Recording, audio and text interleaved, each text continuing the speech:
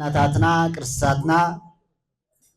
ሓምትልለ ዋላ ይኹን ብመጠኑ ግን ካብተል ነበረ ፀገም ክናገብ ስለልገበርና ዕለል ኢልኩም እስኪ ባህሊ ቱሪዝም ቢሮ ክብረት ይግባአኩም ኢልኩም ክብረሃውና እግዚአብሔር ይዓድለልና አውዚ ሓደ መርአያ ኮን ኢልና ለምፃናዮ ብራናንዮ ወሰን ወሰኑ በዓናጹ ተበሊዑ አፍተ ቀደም ተደርዲሮም ይቅመጡ ልካላኸለሎም የነበረ ከዚ ግን ናዕሊ መደርደሪ በሐፂን ተሰርሐ ሸልፍ ተገይርሉ አናጹ ከአትዮ ይኽላይ ለቀድሚት ግን እሱውን እኹል ስለዘይኾነ ልክዕ ከመክሱም ከምጨለቆት ብዙሓት ቅርሳት ስለዘለው አቲኻ ምርአይ እውን ስለዝከኣል ሙዚየም ተሰሪሕሉ በፅሕቲ ዓዲ ላውዚ መፅኦም ልርእዩሉ ዕድል ክማቻቸ እዩ ራእይና ከዚ እዚ ልክኸውን ኩላትና መጀመሪያ ርድኢት ክልየና ሓደራ ላወልኩ ኣብቲ ህይወት ታሪክ ናት ቤት ናይ ወላዲና ሃፀይ ዮሃንስን ናት ገዳም ታሪክን ብመልክዕ ንባብ ከቕርበልኩም ላው ከኣቲ ናይ ደብረ ገነት መድኃኔ ዓለም ቅድስት ኪዳነ ምሕረት ቤተክርስቲያን አመሰራርታ ታሪክን ናይ ንጉሰ ነገሥት ሃፀይ ዮሃንስ ራብዓይ ዝኽሪ መበል 136 ዓመት ዝተዳለወ ሓፂር ታሪክ ደብረ ገነት መድኃኔ ዓለም ቅድስት ኪዳነ ምሕረት ቤተክርስቲያን ብ1997 ዓመተ ምህረት እዩ ተመስሪቱ ማለት ብ13 ክፍለ ዘመን በሃፀይ አምደ ጽዮን መጀመርታ ብደም ምብራቅ ገጽ ኣብቲ ልዕል ዝበለ ቦታ ብታወተ ሚካኤል ዝተሰየመ ቤተክርስቲያን ነይሩ ብድሕሪኡ ድማ ብታወተ መድኃኔ ዓለም ዝተሰየመ ቤተክርስቲያን ከም ዝነበረ ታሪክ የረድእ ብ15 ክፍለ ዘመን ድማ ብታወተ መስቀል ተሰይሙ ነይሩ እዚ ከባቢ እዚ እውን እንዳ መስቀል እናተባሃለ ይፅዋዕ እስካዕ ከዚ ብ1865 ዓመተ ምህረት ሃፀይ ዮሃንስ ማእኸላ ገነት ወሰና ሓዊ ብምባል መስቀለ ክርስቶስ ዝበሃል ዝነበረ መድኃኔ ዓለም ተባሂሉ ክስየም ብምግባር ነቲ ዘመን ዝምጥን ዘመናዊ ቤተክርስቲያን ሰሪሖም ንደቂ ተባዕትዮ አበርኪቶም እዮም ብወገን ምዕራብ ድማ ብ1867 ዓመተ ምህረት ደቂ አንስትዮ ዝጽልያሉ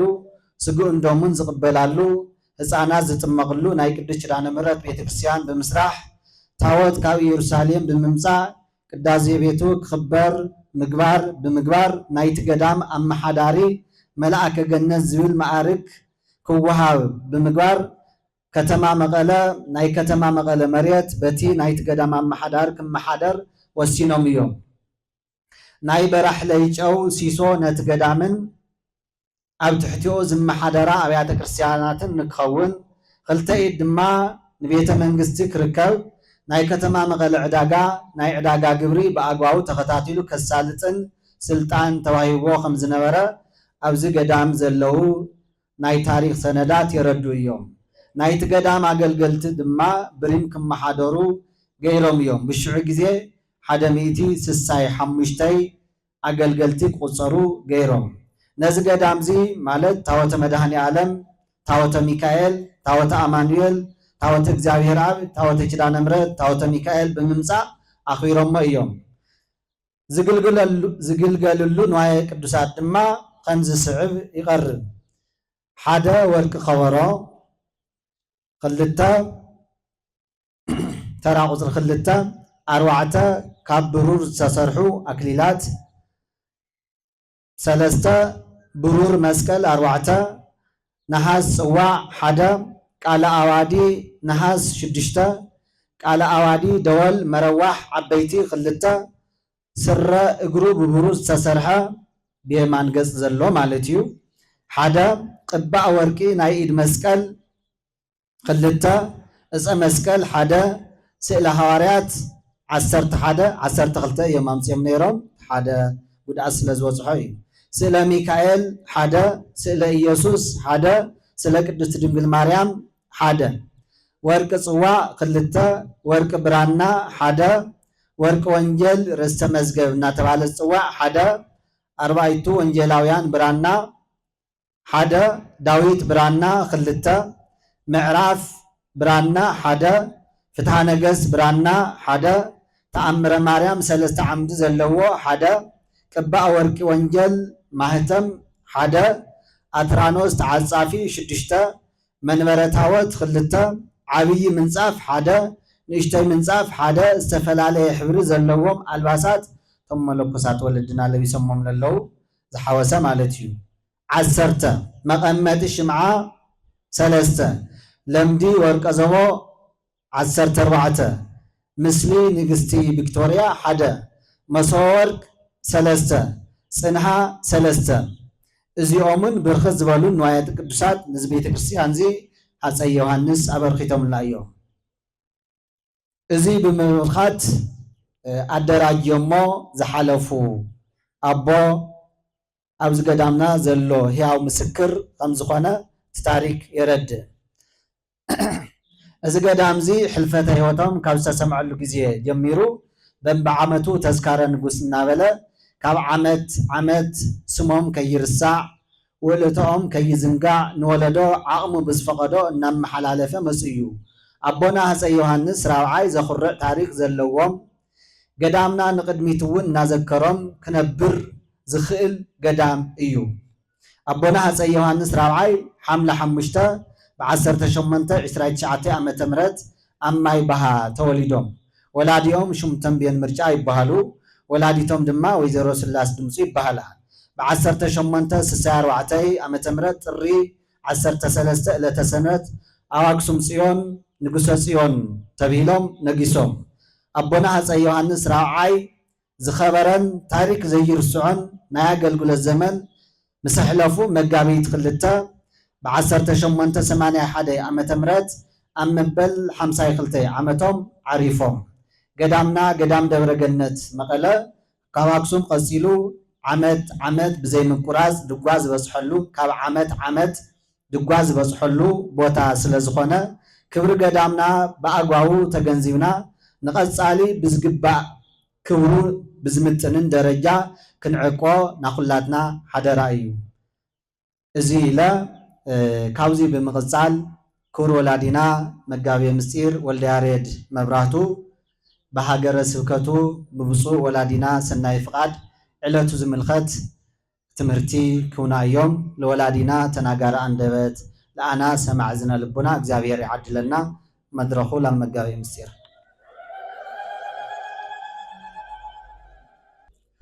በስመ አብ ወወልድ ወመንፈስ ቅዱስ አሐዱ አምላክ ብፁዕ አቦና አቡነ ኢሳይያስ ናይ ትግራይ ርእሰ መቐለ ሃገረ ስብከት ሊቀ ጳጳስ መንበረ ሰላማ ላዕለዋይ ቤተ ክህነት ኦርቶዶክስ ተዋሕዶ ቤተክርስቲያን ትግራይ አባል ቅዱስ ሲኖዶስ ብፁዕ አቦና አቡነ ዮሐንስ ከሳቴ ብርሃን በሰላማ መንፈሳዊ ኮሌጅ ሊቀ ጳጳስ አባል ቅዱስ ሲኖዶስ ትግራይ ብፁዕ አቦና አቡነ ኤፍሬም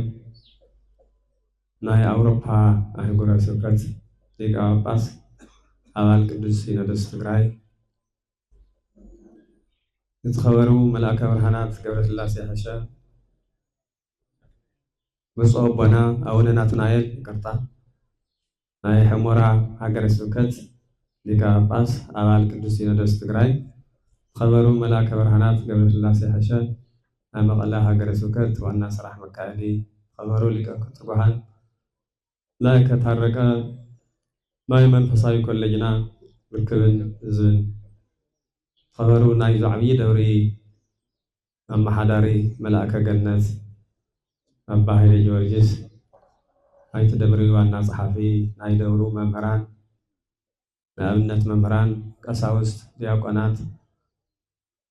مناسي بيت برسنبت أبزي ناي زم دموغي عبي زخون بنا ترخوهم ممنان إزو كريستيان ملغم لحند حدير خاتهم እግዚአብሔር አምላኽና ዝበዓል ከምዚ ክነኽብሮ ስለ ዝፈቐደልና ክብሪ ምስጋና ኣምልኮ ውዳሴ ናቱ እዩ እሞ እግዚአብሔር ይመስገን። ቃሉ ክንሰምዕ እግዚአብሔር ኣእምሮና ይባርኸልና። ካብተን በዓላት ኢልና ንወስደን ከምቲ ወለድና ዝብልዎ ላኾነ እምበር ብጣዕሚ ክኸበር ዝግብኦ በዓል ዓብዪ በዓል ታሪካዊ በዓል ሓደ በዓልና እዚ እዩ። ግን ከምቲ ብትግርኛ ዝበሃል ፅቡቕ እያ ዝገበረ ፅቡቕ ተልግበረሉስ ብዕራይ ድቋ ምሰተየ ዝበሃል ትግርኛ ኣለ። ምክንያቱ ከም ብዕራይ ዝግዛእ የለይ እፅዩ ብብዙሕ እዩ ዝግዛእ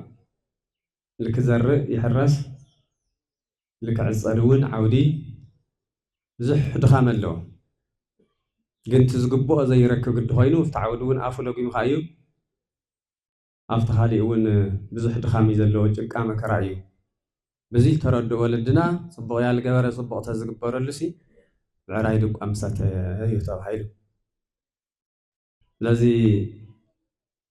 ንጉሰ ነገስት ንጉሰ ጽዮን ዮሃንስ ናይ ማን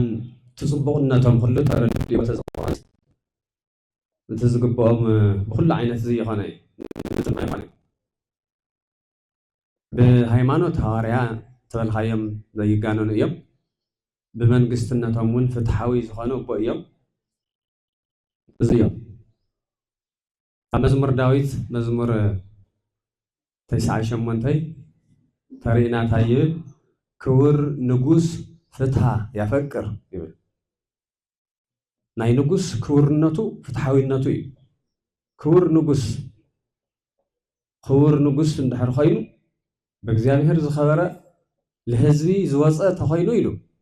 ፍትሒ እዩ ኣብ ቅድሚኡ ዘለዎ እዩ። ፍትሓዊ ምዃኑ እዩ። ብፁዓን እለ ይገብሩ ፍትሓ ብፁዓን እለ ይኣቅቡ ፍትሓ ወይ ይገብሩ ፅድቀ በኩሉ ግዜ ይብል ኣብ መዝሙር ዳዊት 105 ይብል። እቶም ፍትሒ ርትኢ ዘንግሱ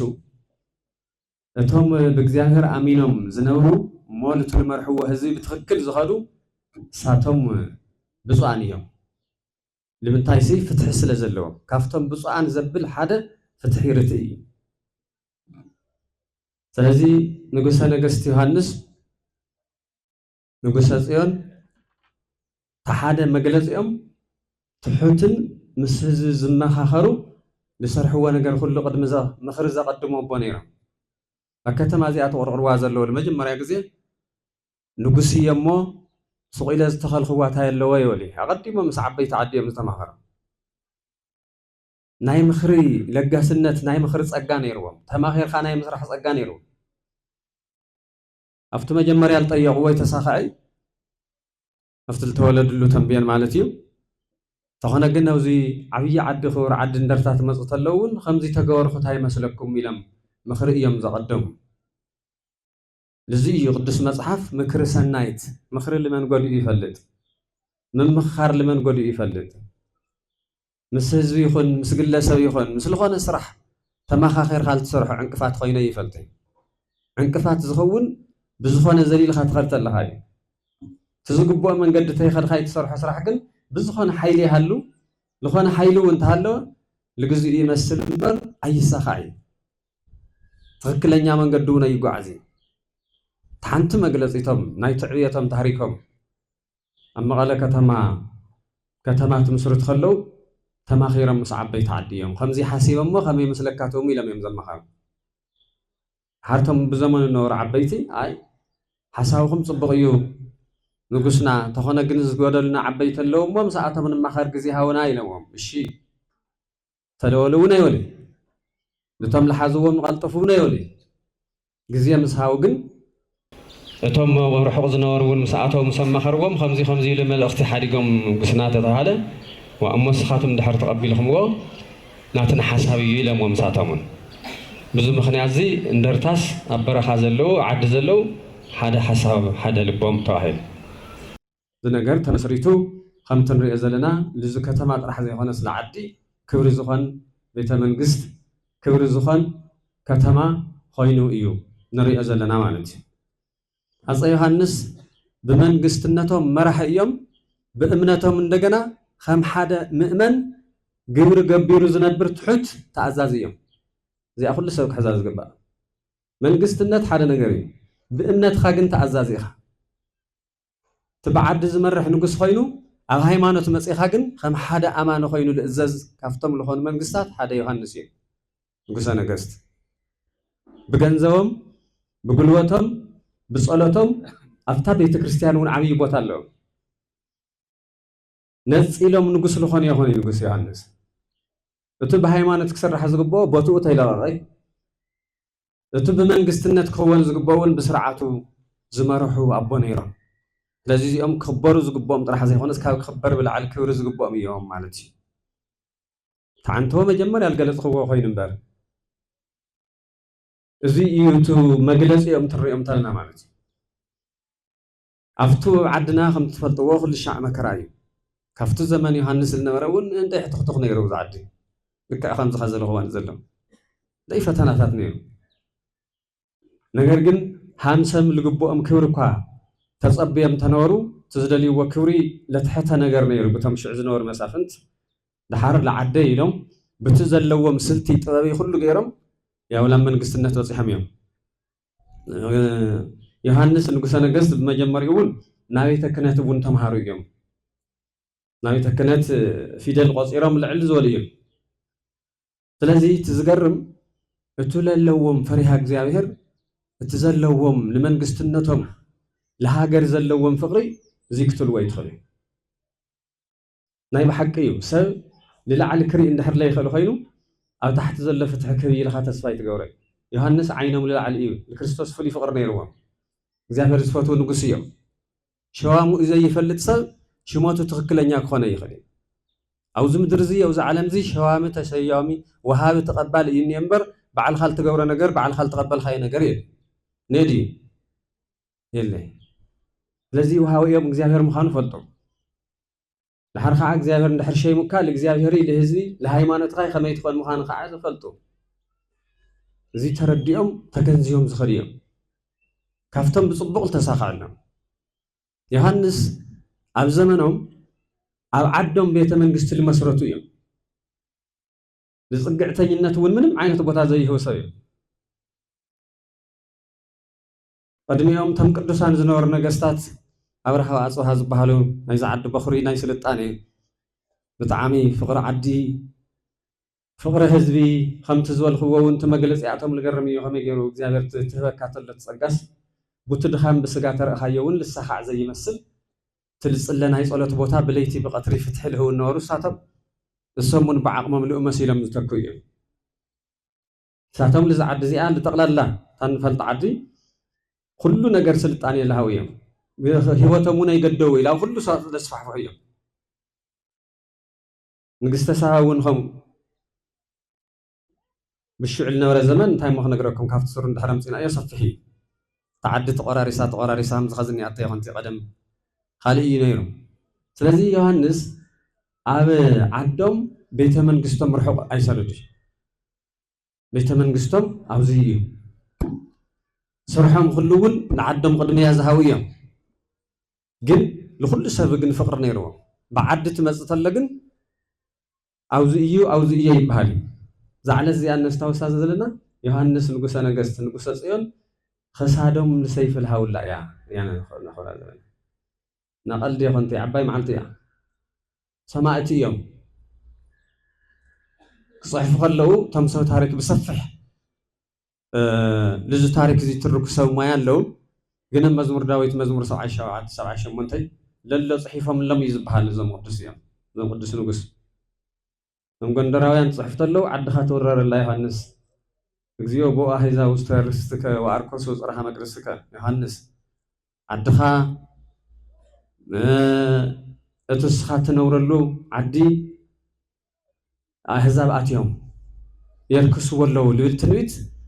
ብኡ መሰረት ገይሮም ፅሒፎምሎም እዩ ዝብል ኣብዚ ፅሑፍ ተሎ ንሶም ልዚ ፅሑፍ እዚ ብጣዕሚ ፍሉይ ክብሪ ሂቦም መዓልቲ ክውዕሉ ክሓድሩ እውን ይኽኣሉ ካብታ ሰዓት እሳ ጀሚሮም እዮም ድርጃው ጀሚሮም ልዕሊ 15,000 ወታደር ሒዞም ከይዶም ዝበሃል ስለዚ ትኸዱ ተለዉ ዓዶም እዚ እዩ ዝበሃል ነገር የለ ይረኹ ሎሚ ዝገርመኩም ከዚ ተካይዳና ከመይ ይርደአና ለድዩ ከዚስ ንቅድሚት ምኻድ ገዲፍናስ ንድሕሪት ምኻድ ኢና ንኸድ ዘለና ሃላሃምዚ ኢሉ ክየል ዘለና ስለዚ እሶም ናብቲ ቦታ ትኸዱ ተለዉ ብዙሕ ነገር ኣለዎ ብዙሕ ዝተወሳሰብ ኣለዎ ክንገር ኢለይ ንገሪ ብዙሕ ነገራት ኣሎ ብዙሕ ተንኮላት እውን ኣሎ ዮሃንስ ሓደ መግለፂኦም ዝኩሉ ቁም ነገር ትህልዎም ተሎ ዝኩሉ ፈሪሃ እግዚኣብሔር ትህልዎም ተሎ ኣብቲ ናይ ሕርኽርኽ ተንኮል ከዓ ደሞ ገርሂ እዮም ነይሮም ብገርህነቶም ብምንታይ ንፈልጦም ብቲ ናይቲ ዝነበረ መልእኽትታት ከመይ ገይሮም ከም ተቀበልዎ ዝነበሩ ማለት እዩ ገርሂ ማለት ቅኑዕ ማለት እዩ ትግርኛ ብግእዝ የዋህ ዝበሃል ግን የዋህ ዝብል ቃል ኣብዚ ትውልድ እዚ ትርጉሙ ቀይሮ ኣሎ ከምኡ ይኾነ የዋህ ትብል ተለዉ ዝኸስ ሰዓት ንእሽተይ ኢሉ ጎደሎ ዓይነት ገይሩ እዩ ዝገልፆ ይተረድኦ ኢሉ ባዕሉ እምበር ይሃሙ እዩ ብፁዓን የዋሃን ኢሉ የዋህ ማለት ቅኑዕ ነገሩ ብርድኢት ተረዲእዎ ዝገድፎ እምበር ተረዲእዎ ንዒቑ ዝሓድጎ ነገር እምበር ሰኣን ምፍላጡ ዝገድፎ ለይኮነት ነገር ማለት እዩ ላፈለጠ ዝገድፍ ኣይዘንግዒ ንኣይምሮ ዋሕድ እውን ኣይኮነይ ግን ትለይጠቅም ነገር እንድሕር ኮይኑ ግን ብፍልጡ ዝገድፎ እዩ የዋህ ኩሉ ነገር ዝኽእል ስለዚ ኣብኡ ከይዶም እንተኾነ ተሳኺዕሎም እዩ ኩሉ ነገር ገይሮም እዮም ሻዕ ከዚ ምስጢራይ ትርጉማይ ብዙሕ ይትፍለጥ ይታማውጦም ዝኾነ ኮይኑ ግን ዮሃንስ ዝኣክል ሰብ ኣብ መተማ ዝበሃል ቦታ ናይ ንጉስ ዮሃንስ እዩ እሱ ኣብኡ እዮም ተሰዊዖም ብድሕሪ ዮሃንስ ብጣዕሚ ላረቐቕና ኢና ከይድና ብጣዕሚ እውን ኢና ንድሕሪት ላኸድና ከይድና ብዙሕ ጉድኣት እውን በፂሕና እዩ እሱ ገይሮም እዮም ተመሊሶም ሓንቲ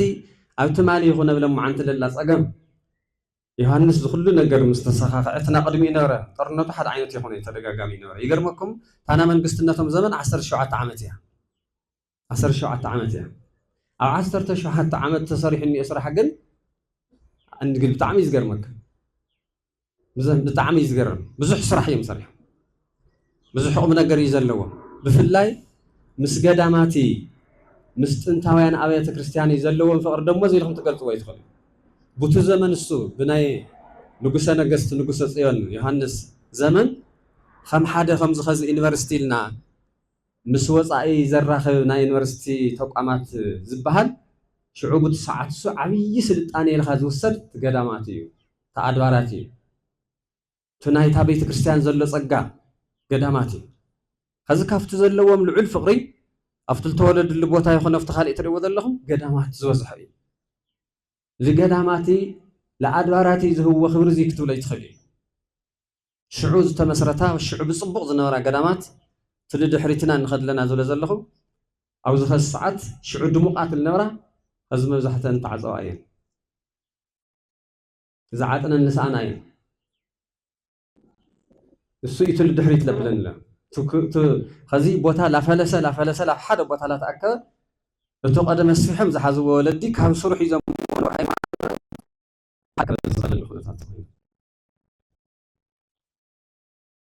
ስለዚ ዮሃንስ እዚ እዮም ካብኡ እቲ ዝገርም ግን እቲ መጨረሻ ተጥሖም ተሎ መጨረሻ መከራ ዝበፅሖም ግን ብተክለ ጊዮርጊስ ከምቲ ኩልኩም ተስታውስዎ ግን ኣቦኦም ይኹን እንኦም ብመበእሰን ብመሓነቕቲ ትቕተላ ሰሙን ትቕተሉ መከራ ትበፅሕ ተሎ እሞቶም እዚ ዝገበሩ ክፉኣት ላብ ፍርዲ ትመፁ ተለዉ እንታይ ይግብኦም ትበሃል ተሎ እዚኦም ስሞት ይግብኦም ትበሃል ዳሕና ተክለ ጊዮርጊስ ኳዕላው የብቃዕካ ኢሎም ምንም ዓይነት ተይተንከብዎም ብክብሪ ዝሰደድዎም ኣቦ እዮም ዝገርሙ እዮም ሕድጎት ዘለዎም ደሞ ዝገርመኩም لزق يلبلنا لا كريستوس زلوا أي خمس يزقبر مبر كريستوس زي ولا سل ممكن سلسلة أيها منهم لا يتسأل من بدل زي ولا ناديتات كوز جزء زي تحريدني أمطرنا في ترخوا مكرا ترخوا سلازي تفتحاوينات حدا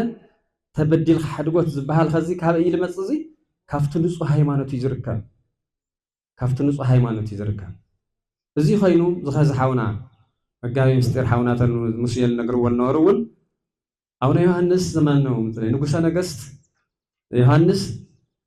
حادرا إلهم لأمن الله نورتهم كقمت الله زخل حانتي تقدس لي تكريسيانيهم لأمنو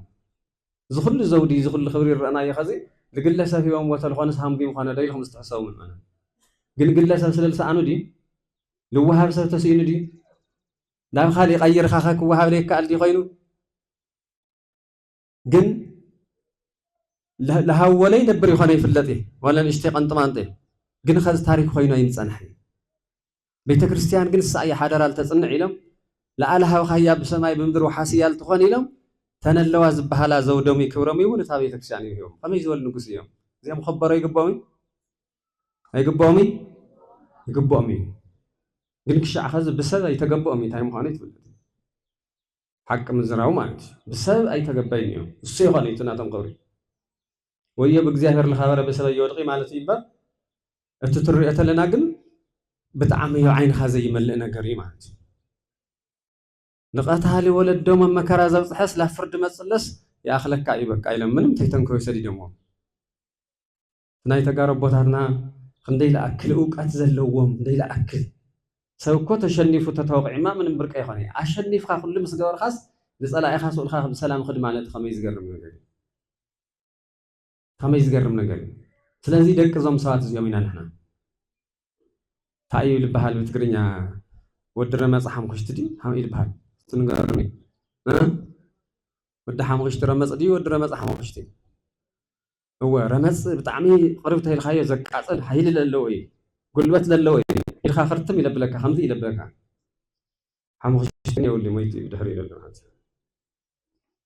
ስለዚህ ሆም ላ ኾና ላመጻና አይናሞ እዚ ልዚኦም ክኽበሩ ዝግባኦም ኣብ ሓባራዊ ኑሮ እዚ ሓደ ሰባት ለውሪዎ ይኹን ኣብ እምነት እውን ብጠቕላላ ትሪኦም ተለኻ እውን ዘዳልው ሰብ ይነብር ሓደ ግዜ ብኡ ምክንያት ለይስሞም ይዋሃው እዮም ብዙሕ ግዜ ግን ካብ ቤተ መንግስቶም እዚኣ ትሰርሕ ዘለው ሓንቲ መስጊድ እውን ኣብታ ቅድሚቶም ካብታ ቤተ መንግስቶም ተይርሓቕ ገይሮም ዝሃቡ ብኻሊእ ኣነባብራ እውን ሓቢሮም ዝነበሩ እዮም ልክዕዩ ልታ ሃይማኖቶም ዘለዎም ክብሪ እንጀራ ተይባረክካ ይብላዕ ኢሎም ለኣምኑ ስለ ዝኾኑ ኣብቲ ናይ ሓዳር ጉዳይ ተመፂና እውን ናፍታ ዝፈትዎ እምነቶም ገይሮም ሰሪሖም እዚ ሓቂ እዩ ታልታ ኣምነላ ነገር ብእምነቶም ግን ለይደራደሩ ኣቦ ምዃኖም ግን ለገልፅ ነገር እዩ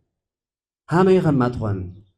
እምነት ለይብሉ ሰብ እኮ መፀግዕ የብሉ ኣብ መጨረሻ ግዜ እኮ እንታይ ኢልካ ትገልፆ መን ትብሎ ኣብዚ ኣውደ ምሕረት እዚ ክንገረሎም ዝኾኑ እኮ ስኢሉ እኮ ይኾን ሰም ድዮም ነገስታት ብዙሓት ነገስታት እኮ ነይሮም ይኾን ግን ለእምነት ክብሪ እንድሕር ለይሃቡ ኮይኖም እዚ ኣውደ ምሕረት እዚ ይግብኦም እዩ ማለት እኮ እዚ ኣውደ ምሕረት ኢሉ ተገበኦም ምክንያት ግን ናይ እግዚኣብሔር ክብሪ ናይ እግዚኣብሔር ቱ ሃይማኖቶም ኣፅኒዖም ዝሕዙ ብቲ ወለዶም ከቢሮም ዘኽበሩ ስለ ዝኾኑ ባዕሉ እቲ ቤተ መንግስቲ እኮ ተሪእናዮ ኣብ እኳስ ኩልና ንፈልጦ ተልበሃል እንድዒ ኩሉ ሰብ ይፈልጦ እዛ ቤተ መንግስቲ ኣብዚ ዘላ እውን እንድዒ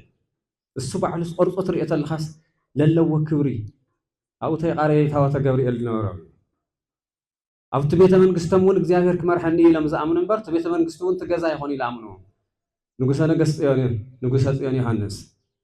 ቅዱስ ገብርኤል ኣብቲ ቤተ መንግስቶም ናይ ብስራት መልአክ ኣብዚ ኸድዎ ዝሰርሕዎ ኩሉ ብሃይማኖት ዝምርሑ ኣቦ እዮም ስለዚ ትውለዱ ተሃሊኹም ደቅና መናእሰይ ከም ነዊሕ ኣሚሽተይ ዕንቀፈናይ ናይ ንጉሰ ነገስት ዮሃንስ መሪሕነት ብጣዕሚ ዝጠቅም እዚ ንከተሎ ሃይማኖትና ልጎድኒ ገዲፍና ተኸይድና ፍርቂ ታሪክ ዝበሃል ታሪክ ሙሉእ ይኾን እዚ ሙሉእ ምስቲ መንግስትነቲ ታ ሃይማኖቲ ግን ኣይተጋጨወ ኢለን ነዊሕ ኣሚሽ ኮይኑ እውን ኣይዓንቀፎም እዩ ስለዚ ብድሕሪኦም ዝብለ ዝመፅእ ሰብ እሳሕ ሒዙ ተልኸድ እኽልጥ እያ ነይራ እታ መንገዲ እዚኣ ምንም ማንም ኣይትጎድን ስለዘይ ሎሚ ትሪእዎ ዘለኹም ዓዲ እንታይ ይኽወን ኣሎ እቲ ሃይማኖትስ ከመይ ይኾን ኣሎ ትሕውሱስ ነገር እንታይ የምፅእ ኣሎ እዚ ጥንቃቄ ደጊምካ መሊስካ ዳግም ክረአ ዝግባእ እዩ ብዙሓት ቆናፅል እዮም መፅኦም እዚ ዓዲ ብሃይማኖት ብዝተፈላለየ ኣጉል ዲሞክራሲ ልቲ ሰብ ይጠቐሞይ لتو هيمانة مزرراق جن خينو نفللاي جن مخنيات خينو بزحات قناص المزية موزع عدي مثلا قسل العدي بزح زي الرأى نجار الرأى لو ساعات زي جن خمس سلمان زول جن أشجروا لنا قناص الأسان اللي يمسنو عصا ويننا أيه زمحري خمسي لو قناص الجن بسرعات كنت حال يزقبوهم أو هيمانتي أو عد فقري للدرادر سبت كله يتوره الرهاية تخفوا إني مجوار لجبرك كخفوا إني مجوار تري الله خاجن بعوز حاطر إذا الله خا عم تجارو مستخالي توالد درت الله خاك شع خزقن تمز توالد ولادات وانتري أمثلنا أوره الرهاية جن تعمل حشي خاني تحس سبك الطاقم تخالي بلع عن نفس الله مبلع هاي خاني أصير خمس داد ويحد حد تمرت معها شع خزير لازم لك زي سلازي يوحنس بزعل الزيت هايم يويل ناتن مثلنا جن عرفتهم يو تسيفهم وين بطيت توقعهم زعرفوا لنا مودعتا كبري لا بእግዚአብሔር ዝኸዱ ልዩ ካብኡ እንደገና ተኸብሮም ንክፅብቑውን ኣብታ ዝዓበየት ገዳም ደብረ ገነት ገዳም መድኃኔ ዓለም ኣብኣ በብዓመቱ ዕለት 2 ማህሌት ተቆይሙ ክብሪ ዝወሃቦም ኣቦ ኮይኑ እዩ ዝዝከር ዘሎ ማለት እዩ أنا بتعمي وش تسمعني زين زود زي أنتر أنت لهم تنزلوا وهو تموزع قد ميزلوا خلنا أنتر أنت لهم وش تخاي سمع كاي حق اسم ديم صباو قدمي لهم لحد جوزي أنت في أنت زغنا لخالي يسوري وخالي جلسة وسيل وانت نخان ويخالي يسوي تزغن نيرو زام سكرنت ونيل لا تاين نتوم ونيل سلز زم خمسة زولنا قستات ميتهم يوم يلنا عرفتهم كاتخورنا بخالي بهلا بتناي تكشان أمنتنا جن هياو يوم دم مقتولة متقبل هياو لمنتهى هياو قينهم تم صرحهم تاريخات سوزي الرئيس لهم كم صرحهم ذل بصبغنتهم أنا حد جزء حد لبا ما تساتسي تدحريت للي الرأيهم ده يخوني لا يحسمه أتو لصرحوا وسرحسي أقدمهم أيام الزجاج يومه سبات لزتول الدزي كأوبل علي خالق سرح لهم يجبأ أنا يرول السبل أنا لخبرته خويني معناته تزي خويني جن كاب بيت كريستيان تعب لحد نقص بيت كريستيان كابل خبرت تبع على الخبرية اللي تبيت من قستهم ونقدمهم ليلك النجار تاريخ سر لله نجار صريحا بمخادم بر دقم خوين ناقل الجورنا نجار جن يلي كحفر الناقل يجبا هاي جرنا إحنا بدحريم واه اللي بسكرنا تقع جزية اللي توها هاي تجاورا زيهم نايم ما أنت زغون سلها أي لنقصنا قست يوحنس نقص صيان هم تلو الخوة كافت حاولت تتبل حالة بالعلي بيتمن قست كأوبل على وانت بيتك شان لحظته خويني ينبر حاولتي نسوم الخط قمت هاي مالت اي تجاوري لقارة دنا مخنيات لين فلطين حنت زمن نيراون لخونت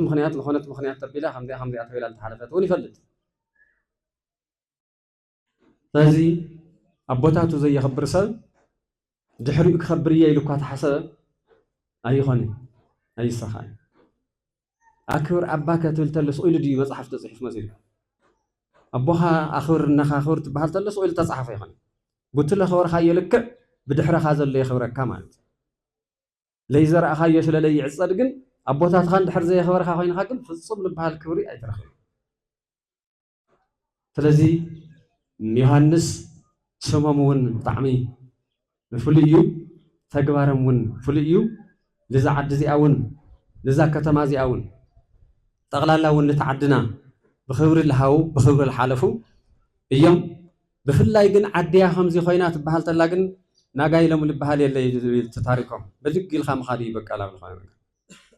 لعد زلون فقري لهيمان زلون فقري حقمون يوم هيمانوتي عدي لمن تاي لي فلا لي وند لي لبام جن توم لموصنا ور الدرويش لبحال الدرويش زي بغندر زمت صلاتكو هيمانوت ون زطفو يوم عدون لطفو يوم هما غير عدي هيمانوتي فلا لي خاطر يتلخا كو صقم كوي لوينو هما عين ترأيام برطقم كوي ببحريو تمصيام سلو تعدى حويسم لتا هيمانوت ون لطفو سلا زخونو بتخلت عينت كبر حيزم يوم خيدهم ስለዚህ በሃይማኖትና بفلاي أوز تولد زي للهم منعسي أوز تولد زي زلنا نجار كلنا نهاي أبونا نهاي نقصنا قستي يوحنس من قد كخلنا يزقبا بقى أتمم حسوس لأنا أقول ممرح ሃይማኖትና ጽኒዕና زي تأكل ሃይማኖት ኦርቶዶክስ ቅድስት ቤተክርስቲያን كل الأيام مالي أنا را من خنير ريش عما هم زخز لكم مجلس وني نوري تناس التاني صحفون كتب بيتكنت يحيز وكل بيتكنت ينبر هم زخز خز كمبيوتر نو لازلنا فلينا كل اللي صحافي سلطن زبحالنا بيتكنت سوي كله تصرر كل بيت منجس بيت كهنت إديو تنسل خونا يخوني النجار من قدو لا خدي نوري تخونا جن تترى خوون خزون التك جناي ترى خوي سويت فكلنا من قدي زويما سلازي يوحنس ماوتهم كوريو تخونا جن أفتح بيت كريستيان زقاريت حضرهم جن الشعب خز حضر زي أطرح يا أولى تاريخ يوم لا نقصنا قص نقص يعني يوحنس بمتهيدا أولى تاريخ يوم تايلهم جن ملوء نقص سلازخانو بحدا قص نصيلهم زي خلو تاريخهم مليء أم زنا قص سلازخانو جن تاي جن تقيمة تيلنا جن تاب بيت كريستيان زقور وحضر جن سات تكمل لا لأن إيش تيتقون ساقن تكملنا تاريخ هاي نتقص لنا ما بيت كريستيان لها خي حدا راي تتألمي يهو تتسرح اللامانج انت بصفحات خم هزي خم منقستي خم عبدي غير خاز قبر نقرقن ليت بصوري اي خواري زي خالص اي تجمري يتوال خال مقناني هوني تعيي حقر هوني حق كل دنك اياه اي تجمري يتجمري فلازي يجي شلال خانان ازو خاز معالتقن كور موتو لصادق بقل مقزياهر أنت وتم ليك أنا حاولنا يزمر ويرم دسل لفرح إجزاهر يسيرني لحريته إيه رحمه إجزاهر لفرح سر ويتبارك إلى تموت أكثر يوم سلمون تناقر لتو إجزاهر لفرح سرسي دحرة زمانهم بطعم سنائي دحر هيوت زل زمان سنائي ويتبارك إلى تموتو تعالى تموتو والبرختية لنتاي كاو حلف لا زي حلف للشجاجر الله أو قدم إجزاهر وقادر خاموز رخ والله ويتبارك إلى ثم زي بتعم زي ما قاريو بو لملكتهم لمتنم تم نقص أنا قص زقبوهم مزمري سناي اللي تلد حرخة سناي كونت الخميس ولا سقاي مثلك يهيلو فلذي تعلى تموتون موت خوين تمصون خالي دا قموت سلز بهالنيو لزياتهم أينا خامي هياواني يوم أنت عم توز قلت خو كبر إيام زرخو لعدو زموت لهايمان الزنبر نقص بطعم زقرمي فلازي زي ما زو تاريخ زي قل كدمق يقبقه برقص خمان نقاقرا خمي غير خايك نقر يتردان نمبر تم سواكيان ناي تم ممهران ناي زو بعال زي بعال خوين لك خبر قدمي لك هاجلانا مرت جمير تنقر نسمعني لنا جن خم تقبار تنرئة لنا زي هزب زي قل ولتانا خلم اللي استقبالنا اي سبات بعينة تنسؤنا متلنا تاريخهم هيا وسلا زخنا بتعم خنخطة لي زقبنا مو لما قل طعم إذا حقوسنا أنا بهلينا يدرس ولا نقل حدث بس أنا بوتاتنا بركتي لما أوزي مركاوم أبي لتلنو لنا تاريخ بعلو تمن مرة سلام أنا زل والزيون فلي كبر لني صبوتاتنا زقبوهم أوزي مركاوم عبي نجر مسبس أبونا مسبس أبوهم خلاتهم خالو تسراتون وزيل لهم من مساهم صبو انت خم حزبي خم نبرتي خم كلنا جن تلقبنا نجر الجود لنا نجر خمسة اللي يزرينا ما ناي نقصنا قست نقص صيان يوحنس بعل بلما عن تيوداي عدم لها بدا جم قصره وتخين إجزاهر كوزي لحشة كم رأينا خلينا إلى تسلاي جبر وسوات الإجزاهر أوريها الله يسبح إجزاهر أملاك قدسنا وينا سكازات لزاز عنس كزات ساعات من الوقت أو قدمي أبوتات من نجار نشتن خبرني لو خنا خاين جن كونا سنة في مسوات اسم الزازي والزين مو أبوتات سلالة لا أخونة عزيزة نشتن من الأخت المحلا في يمو زخوركم بصان أبوتات زخوركم لك أو أنت بيت كريستيان زخوركم مؤمنات ومؤمناي أقدمه نقع نمبل 136 عامات زخرا مسواتي قدوس أبونا نقص نجست هذا يوحنس ربعي نقع بسلام أبصحكم أبصحنا كبدي دلي من هالوقت بزعوا نقص نجست هذا يوحنس سكع حزي تايلا تسرح مسيو تاي تباهيلو همي تخيلو ብዙሕ ምን ጋር ይካል ይኸውን ብዛዕባ ንጉሰ ነገስት ሃፀይ ዮሃንስ ብናተይ አንደበት ጥራሕ ለይኮነስ ብሊቃውንት አቦታት ብመጻሕፍቲ ብታሪኽ ተመራመርቲ እውን ገና ለይተተንከፈ ብዙሕ ክበሃለሎም ብዙሕ ክጽሓፈሎም ብዙሕ ክንገረሎም ልግባእ ቅዱስ ወነገስት ሃፀይ ዮሃንስ ዓብይ እዮም እሞ ተገደደ ግን ንእሽተን መን እዮም ንጉሰ ነገስት ሃፀይ ዮሃንስ መን እዮም ንምእመናት ወይም ንካህናት አነ ክናገር እየግበአኒ ንምንታይ ቅድስት ቤተክርስቲያን ብፍላይ ድማ ደብረ ገነት ቅድስት ኪዳነ ምሕረት ወመድኃኔ ዓለም ቤተክርስቲያን ካብ ዝኽረ ካብታ ዕለተ መስዋዕቶም ጀሚሮም ልዕሊ 136 ዓመት ብለይ ዕረፍቲ ሰዓታት ተቆይሙ ማህሌት ተሓዲሩ ቅዳሴ ተቀዲሱሎም ብዓቕማታ ቅድስት ቤተክርስቲያን ላኽበረቶም ስለልመፀት አነ ልዘውዝኒዮ አካል ብዛዕባ ሃፀይ ዮሃንስ ምንጋር ንእሽተን ክኸብደኒ እዩ በዛ አጋጣሚ ዝግን ተረሲዖም ካብ ልነበረሉ ሰዓት ጀሚሩ እስካዕ ሕዚ ኩሉ ተበራቢሩ ንጉሰ ነገስት ሃፀይ ዮሃንስ ክዝክር እስካዕ ልጀመረሉ ሰዓት ተየቋረፀት ተይረብረበት ፀኒዓ ጠንኪራ ቅዱስ አቦአ ልዘከረት ቅድስት ቤተክርስቲያን ክብሪ ምስጋና ይግባእ እሞ ሃፀይ ዮሃንስ ብቅዱስነቶም ቤተክርስቲያን ትዛረበሎምላ ትዝክሮምላ ተዓጥኖም ትቀድሰሎምላ ብንጉስነቶም ምናልባት ብዙሕ ኣይተነገርናሎሚ ኣብዚ ቀረባ ድሕሪ 18 ዓመታት ካብ 8 እስካብ 10 ዓመታት ጽቡቕ ምብርባር ተጀሚሩሎ ጽቡቕ ኣተሓሳስባታት እውን መጽኦም ኣለው ሕዚ ሰዓቱ ኮይኑ መስለኒ በብልኸልካዮ ሃፀይ ዮሃንስ ንምዝካር ጽቡቕ ምልዕዓላት ኣሎ በዚ ኣጋጣሚ ከም ቢሮ ባህልን ቱሪዝምን እውን ኣብ ጎንቶም ለተሓዋውሩ ዝበዓል ዝዝክሩ ኣካላት ኮይንና ብፍላይ ማሕበር ደረስቲ ማሕበር ጨምዓ ምሕዳር ከተማ መቐለ ካልኦት እውን ምስ ደብረ ገነት ቤተክርስቲያን ኣብ ሃፀይ ዮሃንስ ቤተ መንግስት ብተኸታታሊ 7-8 ዓመታት ላዘከርና መፂና ኢና ኣብ ደብረ ገነት እኳ ከም ምእመን ተሳሊምና ንኸድንበይ ከምዚ ዓይነት መድረኽ ንእሽተን ክብድ እውን ስለልብለና ኣይለመድናየ ብልኾነ ግን ሃፀይ ዮሃንስ ከም መንግስቲ ኣብ ስርዓት ኢትዮጵያ ለመጀመሪያ ግዜ ስርዓት ፌደራሊዝም ለተኣታተው ማለት እውን ብናይ ባዕልኻ ሰብ ምምሕዳር ማለት ኣብቲ ዘበነ መሳፍንቲ ኣብቲ ጸልማት ሰዓት ብሩህ ኣእምሮ ሒዞም ኣነ ጠቕሊለ ክገዝእ ኣነ ጠቕሊለ ክመርሕ ኣነ ጠቕሊለ ከገብር ተይበሉ በብከባቢኹም ብናይ ቀረባኹም ነገስታት ናተመራሕኹም ነገር ግን ብሓደ ትወፍሩ ብሓደ ትሰምሩ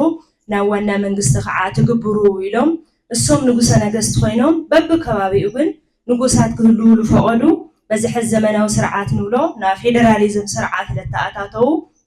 ፍትሓዊ ቅኑዕ ንጉስ ምንባሮም እዩ ለመላኽተካ እሞ ምናልባት ኣብዚ ሕዚ ሰዓት ለለና መራሕቲ ካብ ንጉስ ኣቦና ንጉሰ ነገስት ሃፀይ ዮሃንስ ራብዓይ እንታይ ኢና ክንመሃር ይትረፈኒ ምእንተ ህዝቢ ብልመረፆ ብኸባቢኡ ብልርድኦ ይመራሕ ልብል ነገር ኣስተምህሮ ክንወስድ ንኽእል ስለዚ ንጉሰ ነገስት ንሽዑ ጥራሕ ለይኮነስ ሕዚ ኮይንና እውን በብግዜኡ ክንመሃረሎም ንኽእል ዓበይቲ መሰረታት ዓበይቲ ክብርታት ለሓደጉ ኣቦ እዮም ተሓደ ብከባቢኻ ምምሕዳር ርሑቕ ተይተጓዓዝኻ ብቐረባኻ ፍትሒ ክተግኒ ምኽኣል እሱ ለይከኣሎ ናብ ላዕሊ ምኻድ ናብ ቀረባ ግልጋሎት ምሃብ ንግስነት ወይም ስልጣን ልልደልዩ ምክፍፋል ካብኡ ሓሊፉ እውን ከም ዓዲ ከዓ ሓደ መራሒ ሓደ ንጉስ ክህልዎ እውን ምግባር ኩሎካ ኢሎም ዝኸዱ ኣቦ እዮም እሞ እዚ ምግባሮም ጥራሕ ለይኮነስ ብዓይኒ ቤተክርስቲያን እውን ብጣዕሚ ሰፋሕቲ ኣብያተ ክርስቲያን ለስፋሕፍሑ ሕዚ ኮይና ብዓይኒ ባህልን ቱሪዝምን ንሪኦ ዘለና ከዓ ሰፋሕቲ ቅርስታት ብዙሓት ሓድግታት ኣብ ብዙሓት ከባቢ ለበርከቱ ገዳማት ለስርሑ ዓብይ ኣቦ እዮም እሞ ኣብ ደብረ ገነት ቅድስት ኪዳነ ምሕረት ንርኢ ከለና እውን ብጣዕሚ ብርክት ዝበሉ ሃፀይ ዮሃንስ ለበርከትዎም ጥራሕ ለይኮነስ ባዕሎም ንጉሰ ነገስት ሃፀይ ዮሃንስ ዝግልገሉሎም እነበሩ ንዋያት ተይቀረየ ዓቀበት ቤተክርስቲያን እዮም እሞ መዘጋጣሚ ተተኻኢሉ ሓደ ቶም ቅርስታት ኣብ ምንታይ ኩነታት ኣለዉ ተንሪኦም ፅቡቕ ይኾን ኣብ ምንታይ ብርክ ኣለዉ ቶም ቅርስታት ኩሎም ዓቂብና እዮም ዶ እስካዕ ሕዚ ዓቂብና እዮም መፂና ቀፃሊ ኸ እንታይ ኢና ክንገብሮም ልግበአና እንታይ ኢና ክንሰርሕ ለለና ከም ህዝቢ ከም ምእመን ከም ቅድስት ቤተክርስቲያን እንታይ ክንሰርሕ ኣለና ልብል ምምኽኻር ለድሊ ኮይኑ ይስምዐኒ ከምቲ ዓንቶ ልናገርዎ ነበሩ ሙዝየም ንምስራሕ ይሕሰብ እዩ ሙዝየም ክበሃል ከሎ ያው ብዘበናዊ ቋንቋ ሙዝየም ኢልና እዮም በይ በተና ቤተክርስቲያን ቋንቋ ያው ዕቃ ቤት ንብሎ ማለት እዩ ገበዝ ለማሕደርዎ ዕቃ ቤት ንብሎ ማለት እዩ ስለዚ ሕዚ ግን ካብ ኖርማል ኣቕሓ ውፅእ ኢሉ ክብሪ ናይ ባዕሉ ተዋሂብዎ ኣብ ቤተክርስቲያን ተዓቢጡ ጥራሕ ለይኮነስ ንምእመናን ጥራሕ ለይኮነስ ንኻልኦት ክፈልጡ ክመሃሩ ልደልዩ እውን ክፍቲ ምእንታን ክኾን ኣብ ዝኾነ ቦታ ስኢልና ተኸፊትናዮ ንሓለዋ እውን ስግኣት ክኾን ይኽእል እዩ ደረጃኡ ለሓለዎ ሙዚየም እንድሕር ተሰሪሕሉ ናይ ባዕሉ ዝኾነ በቃ ናይ ኣቀማምጣ ስርዓት እንድሕር ጌርናሉ ኣየናይ መፅሓፍ ናይ መኣዛ ኣየናይ ቅርሲ ኣበይ ልብል ንጹር መረዳእታ ሒዝና መዝጊብና እንድሕር ኣቐሚጥናዮ ግን ንቐጻሊ ንምርኣዩ ጥራሕ ለይኮነስ ንምዕቃብ እውን ናይ ባዕሉ ዋጋ ስለለለዎ ከም ቢሮ ባህልን ቱሪዝምን እውን ምስ ደብረ ገነት ቅድስት ኪዳነ ምሕረት ቤተክርስቲያን ኮይና ኣብ ጎንኩም ኮይንና ኣብ ትሰርሕዎ ስራሕቲ ኩሉ ንሓገዝና ብሞያ ብፍላይ ብሞያ ቴክኒካዊ ስራሕቲ ምንም ዘይተሓለለ ፃዕለና ገበርና ኣብ ጎንና ንሰርሕ ምኳንና ነቲ ሙዚየም ንምስራሕ እውን ኣብ ልግበሩ መድረኻት ኣብ ልግበሩ ምልዕዓላት ዓቕምና ብልፈቐዶ ኩሉ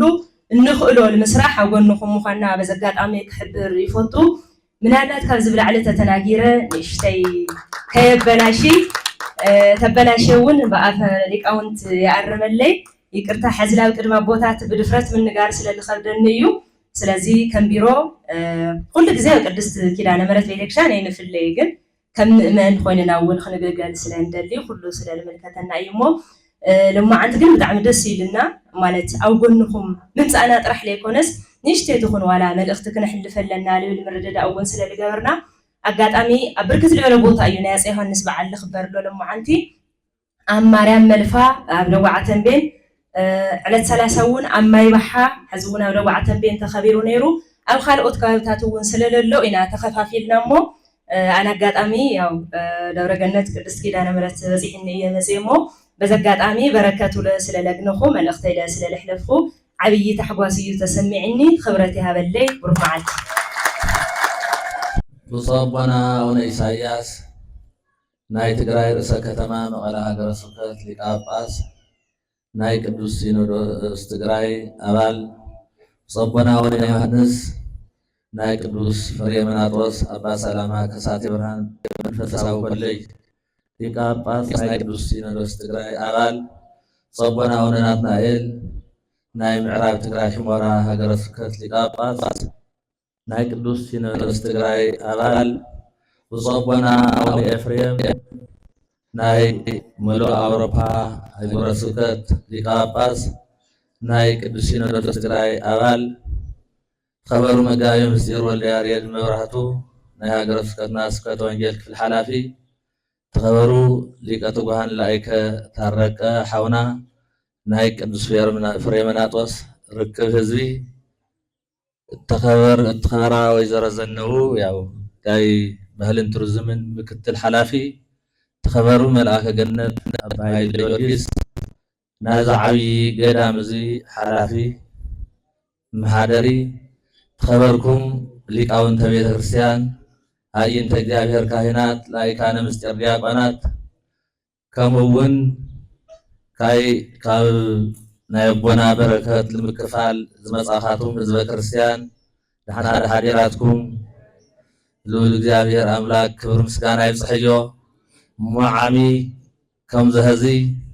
አውዚ ተራኺብና ለዓመታ ጽሕና ኢልና ናይ ክቡር ወላዲና ንጉሰ ነገሥት ሃፀይ ዮሃንስ ክነኽብር ቃል ኣቲና እግዚአብሔር አምላክ እውን ለኣተናየ ቃል ሓልዩ ንሕና እውን ቃል ሓሊና ኣብዚ ክንራኸብ ስለ ዝገበረ ክብር ምስጋና ለፈጣሪና ይኹን ሕዚ እውን ለዓመታ ብዝበለፀ ብዝደመቐ ኣብዚ ቅዱስ ኣውደ ምሕረት ተረኺብና ክነኽብር እግዚአብሔር አምላክ ህይወትና ይሓልወልና እግዚአብሔር ቃል ተኣማኒ እዩ እግዚአብሔር ልተፈርስ ቃል ኪዳን የለን ንሕና ግን ቃል ኣቲና እቲ ዓመት ሙሉእ ፀኒሕና ንርከብ ላይ ንርከብ ሓደ ነገር ኮይኑ ግን ንረኸብ ዝብል ቃል ክንኣቱ እሞ ዕልል ኢልኩም ፈጣሪ ተመስግኑ ኣፅንሐና ይልኩም ማለት እግዚአብሔር አምላክ የፅንሐና ምምፅ ማለት ይኾንስ ከም ጣዓም ተወሰነ ነገረ እዚ ሓቂ ዝኾነ ታሪክ እዞም ሓቀኛ ዝኾነ እቦ ብዝግባእ ኣፋሊጥና ብዝግባእ እውን ነጌርና ብዝግባእ እውን ተሰሚዕና ታይና ኮይና ኢልና ህይወትና መርሚርና ንምንታይ ኢና ከምዚ ኮይና አውዚ ተረኺና አውዚ አውደ ምህረት ምንም ትራንስፖርት ዘይሓትት ምንም መንገዲ ዘይንኸድ ተወሰነ ሰዓት ሻብ ዝሃዘላ ፀኒሕና ላብ ስራሕ ተግባርና ንኸደሉ ግዜ ኮይና ሃለ አይና ኮይና ንምንታይ ኢና ከምኡ ኮይና ኢልና ርእስና ክንፍትሸሉ ክንፍትሽ ዝግበአና ነገር ከም ዝኾነ እየ ዘተሓሳስብ ብዙሕ ቦታታት ኮንኸድ ኢና ብዙሕ ትራንስፖርት ተውፅኢና ብዙሕ ነገር ኮንኸድ ኮይና ኣብዚ ግን ምንም ነውፀ ነገር የለን ከም ተዓንቶ ዝንገር ዘሎ ብፍላይ ብፀቦና ኣቡነ ኤፍሬም ብሰፊሕ ይፈልጡ እዮም 23 የካቲት በዓለ ዝግበረሉ ካብ ቃል እግዚአብሔር ጀሚሩ ጠቕላላ ኣብቲ ኣውደ ምህረት ዝርከብ ህዝቢ እንታይ ዝመስል ዝበዓል ኢልካ ከደንቕ ንምግላፁ ብዝኸብድ መልክዑ እዩ ዝረአ 3 መዓልቲ ተሓሳስ በኣታ ለማርያም እውን ብተመሳሳሊ እውን ትበዓል እውን ናይ እመቤታችን ስም ካብ ዝለዓለሉ ብላዕሊ ናይ ካልእ ሰባት ስም እዩ ዝለዓል ኣብቲ ናይ እመቤታችን በዓል ኣነ ኣጋጣሚ ከም ዕድል ኮይኑ ክልቲኡ በዓል ገጢሙ ንሪኦ እየ ኣለኹ ብዝገርም ከመይ እዩ ኮይኑ ኢልካ ትብሎ ነገር እዩ ዋና እመቤታችን እንደመቐደመይ ከመይ እዩ ኢልካ ክሻብ ክትብለሉ ዝኽእል ኣብ ወረቡ የለን ማህሌት የለ ኣብ ኩሉ የለ እዩ ዝንገር ኣብ ቤተ መቕደሱ ኣብ ማህሌቱ ኣብ ሰዓታት ኣብ ኩሉ ኣውደ ምህረት ማል ተለመደ ነገር እዩ ብዚ መልክዕ እዚ ንሕና ግን ትኾን ተለና እንታይ ኢና ኮይና ኢልና ርእስና ክንጥይቕ ዝግበአና ኩልና እሞ ሕዚ እውን እግዚአብሔር ኣምላክ ጊዜውን ሰዓቱን እቶም ኣቦ ኣብ ቅድሚ እግዚአብሔር ከም ተዓንተዎ ህይወቶም ዝተባረኸ ስለ ዝኾነ ክብሪ ኣለዎም ክብሪ ክንረክብ ከም ዘይኮነ ህይወትና ክንገልፅ ኢና ንመፅእ እምበር ምንም ዞም ኣብ ቅድሚ እግዚአብሔር ዝኸበሮ ኣቦ ብምንም ተኣምር ምንም ብሰብ ዝመፅእ ክብሪ ምንም ኣይኮነን ቤተክርስትያን ልኹም ትበሃል ኣሎ ኩሉ ግዜ ብፍላይ ኣብዚ ዓብዪ ደብሪ ኣብዚ ዓብዪ ገዳም እዚ ሴብ ፀጋቸብ ዝበሃለሉ መፅሓፈብ ዝበሃለሉ ኣቡነ ሰማያተው ዝበለሉ ናዮም ስም ተይተልዓለ ከም ዝግበር ያው ዓመት ሓደ ግዜ ይኮነን ኣብ ኩሉ ግዜ ዝግበር ስሞም ህያው ኮይኑ እዩ ዝዝከሩ ገዳም እዚ ይፍለጥ እዩ ብመሰረቱ ግን ባዕሎም ከኽብር ስራሕ ሰሪሖም ዝኸበሩ ስለ ዝኾኑ ከመይ ጌርና ንኽበር እዩ ዝተጠያየቑ ከመይ ጌርና ንጉሰ ነገስት ሃፀይ ዮሃንስ ከመይ ጌርና ንኽበሮም እንተይኮነስ ከመይ ጌርና ኢና ካብ ክብሮም ካብ ክቡራን ኣቦታት ተወለድና ከመይ ኢና ክብርና እንታይ እዩ ዝመስል ንግለፅ ክንግለፅ ኣለና ኢሉ መዓልትና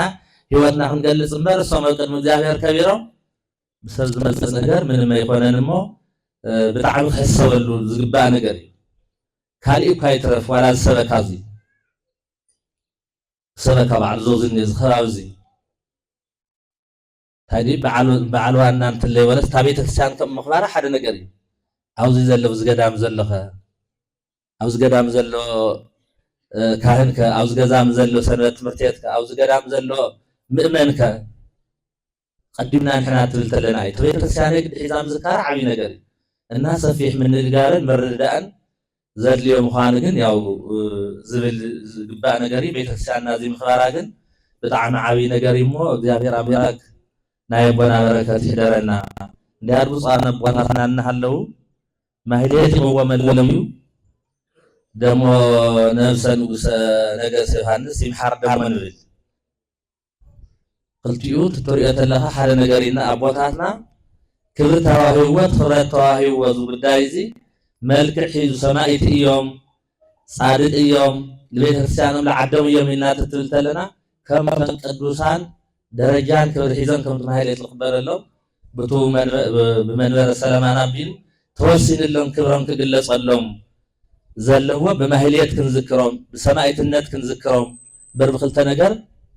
ክንዝክሮም ከም ዘይግባእ ኩሉ ግዜ ዝርድአኒ ሓሳብ እሞ ቦታትና ሒዘምዎ ከም ዝመስንዎ እውን ተስፋ ይገብር ብሕብረት እናሃለየ እውን ብዙሓት ሊቃውንቲ ይብል ነይሮም ንምንታይ እዮም እዞም ኣቦና ዝለኦም ልምጥን ክብሪ ክወሃቦም ዘይግባእ ዝብሉ ብዙሓት ሊቃውንቲ እዮም ነይሮም እሞ ህፁን እግዚኣብሔር ፈቒዱ ካልእ ግዜ ምግባር ካብ ዓቕሚ ላዕሊ ይኮን ነይሩ اتوهاولت يكون مجاي مستر وهاولت قداي نخالي قداي خونيو نحن هاجن كنجور خاو بالعلي سماما بيت كريستيان تذكير بسماعة النت فانا لا من دحر وسينا خيرنا يوم نحن كنجور نخل ون كم زلس لزردني زوني حساب كنجبر بوتاتنا سماعة يوم سماعة بمخانم دم مهليتي قوة ملو ملك إني كل نجار إنيو أصل كسر سمم تصحيف ولا نجار سلطة كم تم سماعة هات قينهم خالي بسبب الجبر نجار خاليو بيت كريستيان ون كشاك صرح اللهم زجباء درجة بس حلق التاريخ سماعة الناس رح زلهم بوصل زغانو زيون عفتز خمر بوتهم نحرت فقدنا ولدنا بوتاتنا حيزن وخمس جورون يأمن تصفي جبر زح حساب زيمو زيون كري خم قدامنا ون زود دايزي أيقتن ملعلت حساب زي كنا العلو درجة زي خبرز ما أرجزيك وصح اللهم بنا إلا نجوزي أتأكدنا للفتا تجبر من الرد أول كم زلا خوينا زاد زعابي نجر لأم زمتن نايم كبر خجل خمتن زقل نجر زميل كعزي كم زخنا إيه خد حساس الدلمو خاين الصعود بمن تأمرس مايلة مقامنا مالت تمليك أو تولدنا سماء تفينهم تواتيك أرس اللهم لمالت كعقماتهم اللي على الصمس زي قبر منبر مايلة مقامهم زقل نجر مقبار تجبر لقباء تسرحي لسماء تهز جبر نجر يسرحي من اللو أبوتاتنا خجور والخلوح ناس لزي نجورا أبوتاتنا زجورون إحنا ينجوري أبوتاتنا دم بخالي ملك تتحزن نجر سلالنار أو زه ساعات جن من مخلك النجر سلالي يبلو لعامتان لدحر عامتان تيبلنا طياقيون بقرا جزء خفت قدامنا قريو فصوم كم زجور ولدناون تصفى يزجبر مو زير إنا تولتلنا تخبر خلايات مصر تخبر زي أخوينات مصر تلا تعجيو خمزي لنا نجر كوين تبال تلا كل نجر كنصي ترى نجر مصير وصل لله يسمى زخان زلمو تخبري بزي على فتل على درجة أبزع ملك زي أخذ صحيح زبل تصفى حساب يزلن مو እግዚአብሔር እዚ አፈረግን ለዓመታ ቃልና ተጸብናይና ቅድም ለዓመታ ግን ዛ ጉዳይ እዚ አርኤና ብዝደመቀ يخبرنا يكلت مجاويت يتخبرنا نيرو أو ساعة زي سمزي زي مأرج زي تمسك تلاجن كلنا تأكدنا خم من ورا سلام عود وقداي تتحيزو كم هاجر سوكات ناود كلنا جار حزواجن زدا ما على حصير ساعات كم زراجن أنا سرين كاملون تبيتني يعني السوون الرئين السوي زرين إذا قداي زي كم ندحر خاينون حاجة تاريخنا هنا نقول أو ساعة زي تاي سارحنا أبواتنا شيمنا من ورا سلام مسرين حاجة نجارينا هنا نازم عبية بزرح زي مرأينا نمو حاجة عبية نجار خوان كم زغل زرقين نجار سلالة بزحك زي الحصوي نارم يحسابي فنن عمم بكفيل تناجيرا نيرية بزوالة هزجن لابيو نصحفت قدام خير خدل لازم النجاريونا ويتانا من حديثنا إياس كريستوس لبوتاتنا هاريات زهاوم تزاز اتفرهوا من اللي يقتل سجاكم ولا نفسكم السيء القتيلتها كل نجار سموصي ولا عالم تبعون الهافت فوق عالم لا تحمى أصل زوج كدوسان قتل دم كدوسان زفسس عالم تقتلنا سجاكم زقتل نفسكم قتل وايق ولما هاي تفرحوا تفرحوا زي تقولس وهاي تفرحوا لزوا سلطان زيك مجرد قتل نفس وسجا هورا أقول له بوست جهنم نفس السجان أتحيزوا لتلاب جهنم أسات كور رزق سلطان زلوت راح نعاد فرح يقباكم بان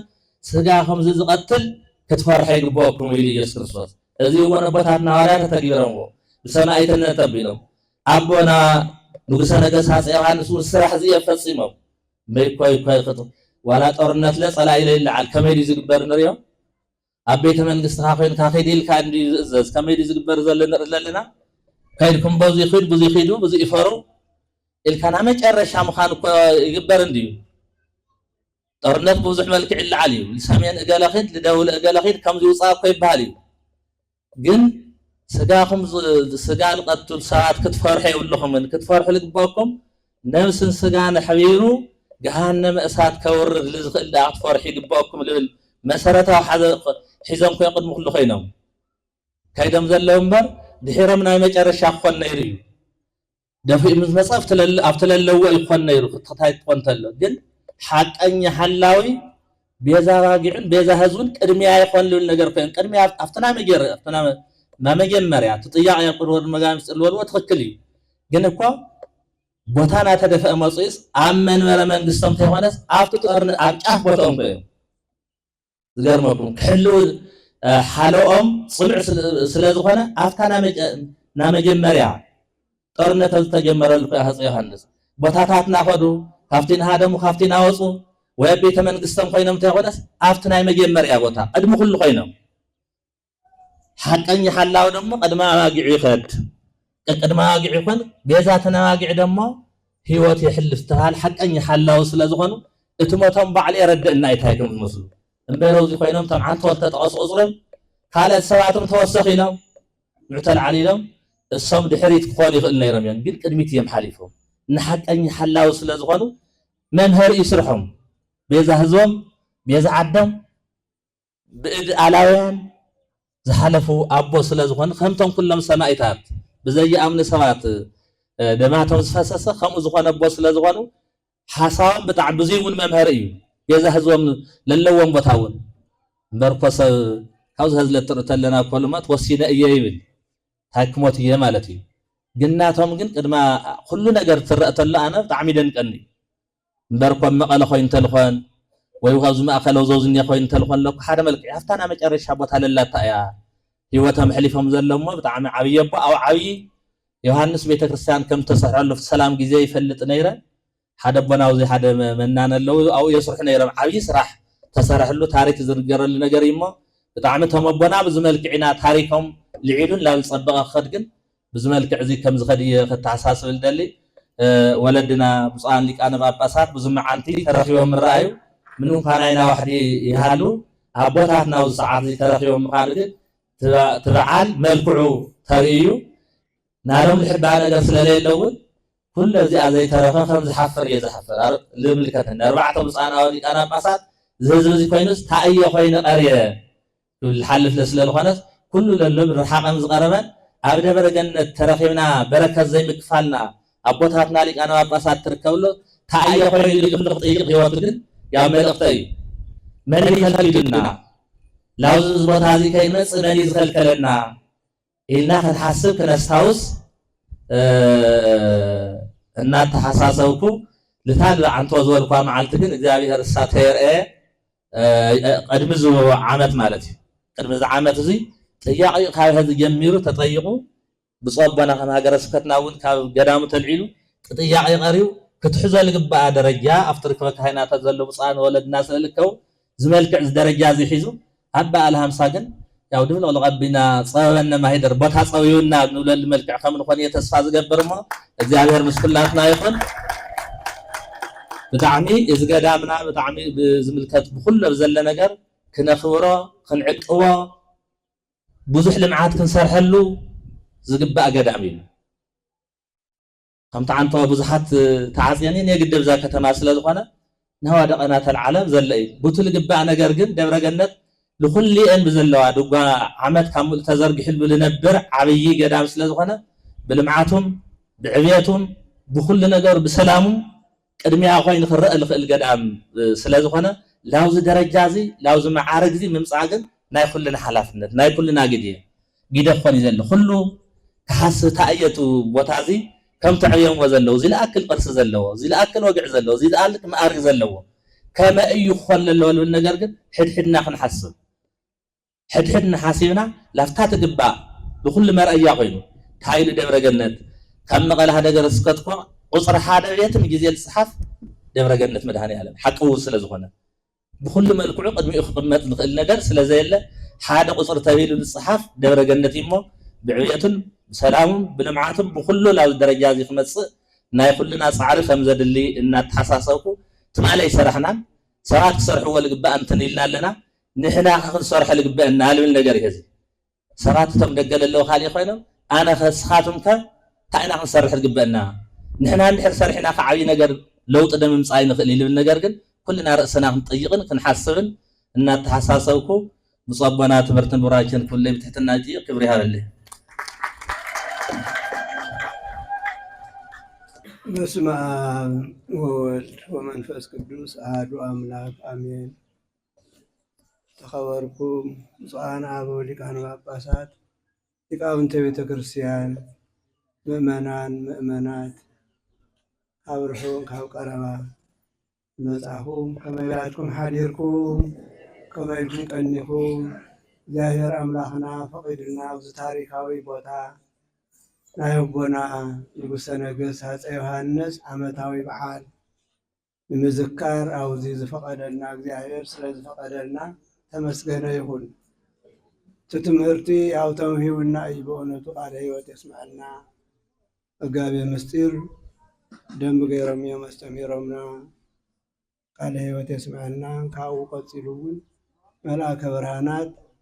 ስለዚህ ኩላትና ያው ተሰሚዕና ኣሎ ንዝቅፅል ዓመት ግን ብተኸኣለ መጠን ኩላትና ሃዋርያታት ኮይና ህዝብና ከነስተምህር ክንፅውዕ ከም ዝግበአና እቱ ኩሉ ስራሕ እውን በእውነቱ እናተሰርሐ እዩ። ቅድስቲ ኪዳነ ምህረት ከም እንፈልጦ ፀባብ እዩ ነይሩ። ግን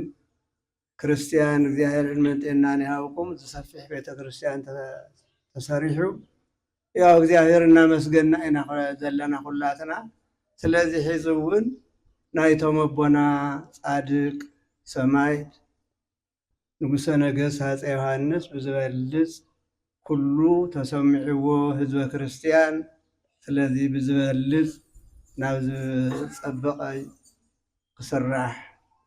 ሙዚየም እውን ተላዓይሉ እዩ ሕዚ እንደ ህዝቢ ትግራይ ናይ መቐለ ህዝቢ እንኳን ናይ መድሃኔ ዓለም ሙዚየም ብዙሕ እናሰርሐ እዩ መፅኡ ዘኒ ሕዚ እውን ክስራሕ እዩ እግዚአብሔር ፈቃድ ይኹን። ስለዚህ ጾምና ሰዋዕና ሰላም ጀሚሩ ሰላም ይፈጽመና። ናይ ሰላም ሰዋዕ ናይ ምሕረት ሰዋዕ ናይ በረከት ሰዋዕ ይግበረልና እግዚአብሔር። ናይ ሰላም ጎይታ ኢየሱስ ክርስቶስ ዓለሙ ኩሉ ሰላም ይሃበና። ዝዓረፉ ነፍሶም ይምሓረና፣ ተሓመሙ ፈውሰ ምሕረቱ ይላኸልና፣ እተፈናቀሉ ብሰላም ናብ ገዝኦም ይመልሰና፣ ህፃናት ይዕብየልና፣ ብግፍዒት ተቐተሉ ብሰማዕትነት ህይወቶም ተሓለፉ ሰማዕታት ሃገር እግዚአብሔር ቅድስቲ ትግራይ ነፍሶም ይምሓረልና። ህዝቢ ትግራይ ወላድ ትግራይ አጽንዐልና በርታና። ጸበቡ ጭንቁ ሓዘኑ ብኽያቱ ጥሜቱ ድርቁ ከዓድና ካበዝና ያኽለኩም ይበለና ያኽለኩም ይበለና ጎይታ ናብ ብርሃነ ትንሣኤ ሰላም ይብፅሐና። ካብነና ቅድስተ ቅዱሳን ንጽሕተ ንጹሓን ድንግል ማርያም በረከት ረድኤት ይሕድረና እግዚአብሔር። እግዚአብሔር ዘነብሰ ንጉሰ ነገሥት ሃፀይ ዮሃንስ በረከቶም ይሕደረልና። ናይ ሰላም ጎይታ ኢየሱስ ክርስቶስ ዓለሙ ኩሉ ሰላም ይሃበና እግዚአብሔር። አቡነ ዘበሰማያት ቅድስት ስምከ ትምጻእ መንግሥትከ ወይኩን ፈቃድከ በከመ በሰማይ። እሺ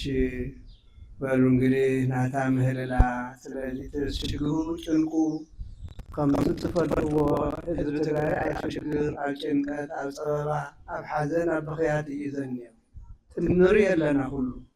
እና ስለዚ ክንምህለል ክንፅሊ ይግብአና። ናሕዚ ናብታ ምህልላ ሰላም ኣብ ወወልድ ወመንፈስ ቅዱስ ወፍቅር እግዝእትነ ማርያም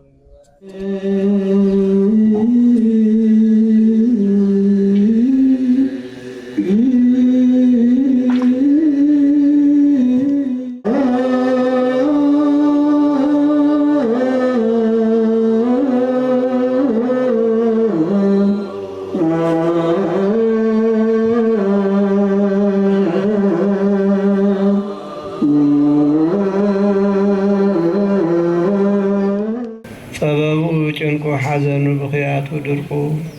ይኣኽለኩም በለና ጎይታ። ጾምና ሰዋዕና ብሰላም መፈጽመና። ናይ ሰላም ሰዋዕ ናይ ምሕረት ሰዋዕ ናይ በረከት ሰዋዕ ግበረና። ካብ ኣቦና ሰማዕቱ ንገሰ ንጉስ ቅዱስ ዮሃንስ በረከት ይሕደረና።